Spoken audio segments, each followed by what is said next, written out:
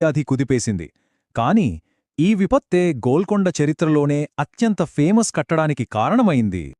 ఆ ప్లేగు వ్యాధి అంతమయ్యాక దానికి గుర్తుగా మహమ్మద్ కూలీ తను కడుతున్న కొత్త నగరానికి నడిబొడ్డున ఒక అద్భుతమైన స్మారక చిహ్నాన్ని నిర్మించాడు. అదే మనందరి చార్మినార్. సో ఇక్కడ మనం గుర్తుంచుకోవాల్సింది ఏంటంటే, చార్మినార్ అనేది జస్ట్ ఒక అందమైన కట్టడం కాదు, అది ఒక పెద్ద ఆరోగ్య సంక్షోభం నుంచి బయటపడ్డందుకు గుర్తుగా కట్టిన ఒక విజయ చిహ్నం. మహమ్మద్ కూలీ తర్వాత అతని అల్లుడు మహమ్మద్ కుతుబ్ షా రాజు అయ్యాడు.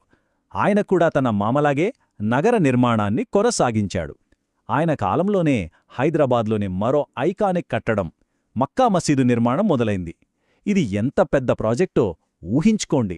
దీనికోసం దాదాపు 4000 మంది కార్మికులు పనిచేశారు. ఇప్పటిదాకా అంతా బాగుంది కదా, కాని ఇప్పుడు కథలో ఒక పెద్ద మలుపు వస్తుంది. ఉత్తరాన మొఘల్ సామ్రాజ్యం నుంచి ముప్పు పెరగడం మొదలైంది. ఇక్కడి నుంచే కుతుబ్షాహీ వంశం పతనం స్టార్టవుతుంది. అబ్దుల్లా కుతుబ్షా పాలన వచ్చేసరికి పరిస్థితి మారిపోయింది.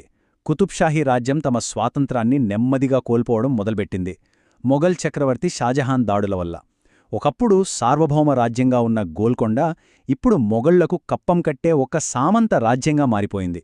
ఈ స్లైడ్లో మనం చూస్తున్న